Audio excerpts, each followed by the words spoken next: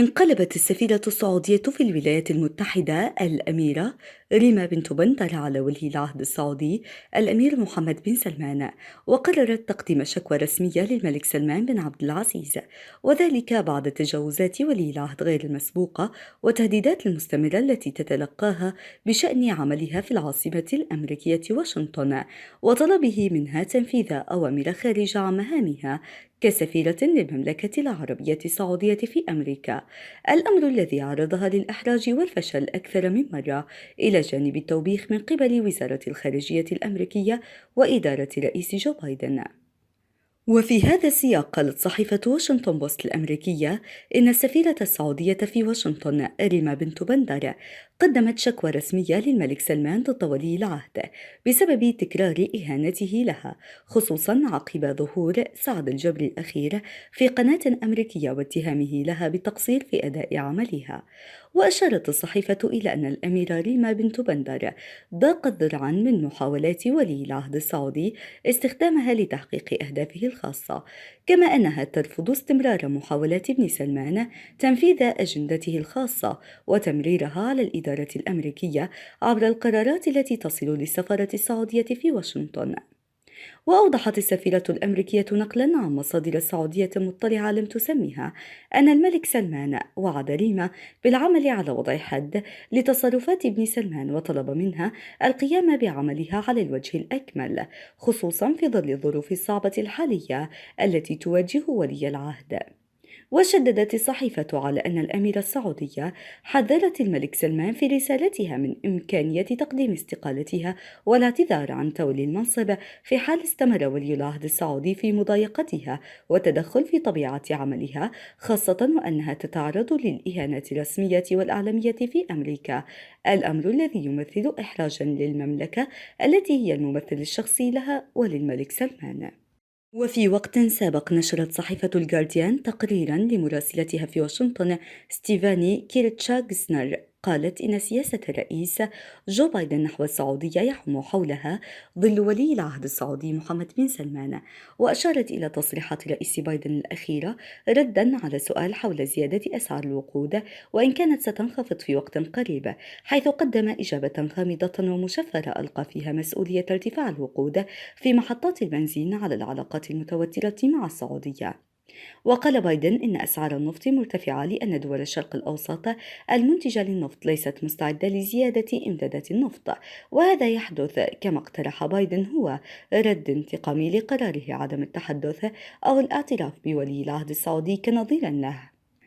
وقال بايدن في لقاء عام على شبكة CNN إن أسعار النفط مرتبطة بمبادرة السياسة الخارجية التي تذهب أبعد من أسعار النفط، وهناك الكثير من الأشخاص في الشرق الذين يريدون الحديث معي، ولكنني لست متأكدا إن كنت أريد الحديث معهم. وأضاف لاحقا: هناك إمكانية للتخلي عن هذا، وهذا يعتمد قليلا على السعودية وعلى أمور أخرى في المستقبل القريب. ورفض البيت الأبيض تقديم المزيد من المعلومات حول تعليقات بايدن، ولم يجب على أسئلة الصحيفة بشأن الطريقة التي وصلت المقايضة الظاهرة التي ألمح إليها بايدن إلى الإدارة. ولكن الخبراء في واشنطن قالوا إن تعليقات بايدن تشير وبدون شك إلى مطالب السعودية باهتمام شخصي أوسع رغم اللقاءات التي أجريت وعلى مستويات عليا بين المسؤولين الأمريكيين والسعوديين، منها لقاء تم في الرياض بين مستشار الأمن القومي جاك سوليفان وولي العهد محمد بن سلمان. ويحتمل أن ولي العهد يريد مكالمة هاتفية من جو بايدن مماثلة لتلك التي تلقاها في نيسان أبريل 2020 من دونالد ترامب، عندما اتصل الرئيس السابق بالأمير محمد والرئيس الروسي فلاديمير بوتين ودعا لتخفيض مستويات إنتاج النفط العالمي. وتفاخر ترامب لاحقا بأن المكالمة ساهمت في وقف حرب أسعار النفط. وتقول الصحيفة أن موقف الرئيس الحالي وتجاهله للأمير السعودي نابع من تعهد في الحملة الانتخابية وعد فيه بمعاملة المملكة كدولة منبوذة بعد مقتل الصحفي واشنطن بوست جمال خاشقجي، وهو وعد لم يلتزم به باستثناء تجنبه الحديث الشخصي مع الأميرة. وقال جيرالد فرنستين السفير الأمريكي السابق في اليمن متسائلا إن كان ولي العهد السعودي سيستخدم أوراق نفوذه وإجبار الإدارة على تغيير موقفها، وسأقول نعم بالمطلق، مشيرا إلى حساسية ولي العهد وغضبه من موقف الإدارة مع أنها اتخذت موقفا متواضع وأقل مما وعدت. وطرحت مسألة العلاقة مع السعودية في ضوء رحلة الرئيس بايدن إلى جلاسكو للمشاركة في قمة المناخ، وسيشارك فيها محمد بن سلمان، وثار تساؤل حول إمكانية اعتراف الرئيس بايدن به كحاكم فعلي للسعودية أم أنه سيتجنب الأمير البالغ من العمر 36 عام بأي ثمن. ونصح برودس نائب مستشار الأمن القومي في إدارة باراك أوباما: لا أنصح بمقابلة محمد بن سلمان، مشيرا إلى أن محاولته تطبيع وضعه كحاكم فعلي للسعودية هي جزء من محاولة وضع كل حادثة جمال خاشقجي وراء ظهره، وقد تحدث مواجهات لا يمكن تجنبها على المسرح الدولي، مثل تحقيقات أوباما في بوتين عام 2014 ومصافحة الرئيس السابق التي ندم عليها مع معمر القذافي وهوغو تشافيز، إلا أن هناك طرقا لتجنب هذه المواجهات. كما يقول رودس: في الحد الأدنى يمكنك تجنب اللقاءات الثنائية، ولكنني كنت في مناسبات لم يكن الرئيس راغبا بمصافحة شخص مثلا، وعندها يمكن للطاقم الأمني الإحاطة بك وحمايتك من المواجهة. ويرى بروس ريدل المحلل في معهد بروكينغز والمحلل السابق في CIA أن ولي العهد راغب وبقوة مصافحة لو كان في مكان قريب. ويرى الخبراء أن المسألة لا تتعلق بلحظة مفاجئة يواجه فيها بايدن ولي العهد الذي وجه إليه ضابط مخابرات سعودي سابق عدد من الاتهامات، ولكن في كيفية تعامل الإدارة الحالية معه. ويعلق فلسطين: هل تستطيع مواصلة موقفك بأنك لا تريد التعامل مع ولي العهد؟ رأيي أنك لو استطعت مواصلة هذا في الوقت الحالي، ولكن لا منطق لهذا، فعاجلا أم آجلا سيصبح محمد بن سلمان ملكا، وعند تلك اللحظة فلا مناص لك إلا التعامل معه كرئيس دولة. وفي وقت سابق بحث مستشار الأمن القومي للرئيس الأمريكي جاك سوليفان في الرياض مع ولي العهد السعودي محمد بن سلمان في 27 من أيلول سبتمبر الفائت إمكانية تطبيع العلاقات بين السعودية وإسرائيل، حسب ما نقل موقع ولا الإلكتروني عن 3 مصادر أمريكية وعربية مطلعة على الموضوع. وقالت المصادر إن ابن سلمان لم يرفض إمكانية تطبيع علاقات بين السعودية وإسرائيل، وأن السعوديين قالوا إن خطوة كهذه تستغرق وقتا، وقدموا لسوليفان قائمة بخطوات ينبغي تنفيذها قبل خطوة كهذه.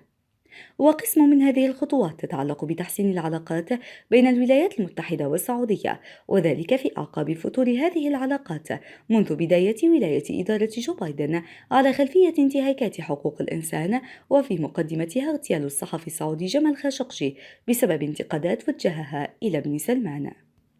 وصادق بايدن قبل عدة أشهر على نشر تقرير لCIA جاء فيه أن ابن سلمان أصدر الأمر باختطاف وقتل خاشقجي، وحسب ولا فإن أي خطوة سعودية نحو التطبيع مع إسرائيل يتوقع أن تكون جزءا من صفقة أكبر تشمل خطوات إسرائيلية تجاه الفلسطينيين وخطوات أمريكية لتحسين العلاقات مع ابن سلمان الذي يرفض بايدن أن يلتقي أو يتحدث معه حتى الآن. ومن شأن انضمام السعودية إلى اتفاقية أبراهام التي تشكل حلفا إقليميا مع إسرائيل أن يشرعن اتفاقيات تطبيع أخرى بين دول عربية وإسلامية مع إسرائيل. وتطرق وزير الخارجية السعودي فيصل بن فرحان ونظيره الأمريكي أنتوني بلينكن إلى لقاء سوليفان وبن سلمان في تصريحات إثر لقائهما في واشنطن يوم الخميس الماضي، لكن أي منهما لم يذكر مسألة تطبيع العلاقات مع إسرائيل، إلا أن وزير الخارجية الإسرائيلي إير لابيد طرح الأسبوع الماضي أثناء لقاءاته مع بلينكن وسوليفان موضوع تطبيع العلاقات بين إسرائيل ودول عربية وإسلامية أخرى. وبعد لقاءات لابيد في واشنطن قال مسؤول إسرائيلي خلال إحاطة لمراسلين أمريكيين الخميس الماضي إن دولة عربية أو إسلامية ستنضم بالتأكيد إلى اتفاقية أبراهام في السنة القريبة. وأضاف ولا أن مسؤولين في إدارة بايدن قالوا خلال محادثة عبر الفيديو مع قادة منظمات أمريكية يهودية يوم الجمعة الماضي أن واشنطن تجري اتصالات هادئة مع عدة دول عربية وإسلامية ثمة احتمال انضمامها إلى اتفاقية أبراهام. وأشاروا إلى أن العلاقات القوية بين إسرائيل والولايات المتحدة هي عنصر مركزي في جميع المحادثات مع تلك الدول العربية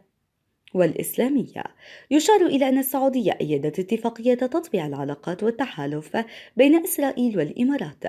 ومنحت ضوءا أخضر للبحرين للانضمام إلى اتفاقية أبراهام. كذلك استجابت السعودية لطلب الرئيس الأمريكي السابق دونالد ترامب بسماح لرحلات جوية بين إسرائيل والإمارات والبحرين بالعبور في الأجواء السعودية.